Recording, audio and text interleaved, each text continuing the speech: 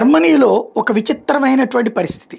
ఏంటయ్యా అంటే రోడ్డు మీద ఈ చాకులు, కత్తులు తీసుకెళ్ళకూడదట. వాటిల మీద నిషేధం విధించారట.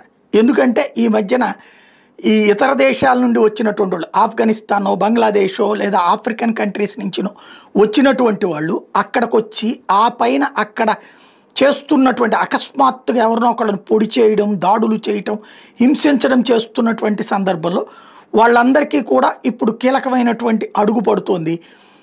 వాళ్ళని కంట్రోల్ చేయడం కష్టమవుతోంది. అలాగని వాళ్ళని అవతలకి పంపించేయలేదు.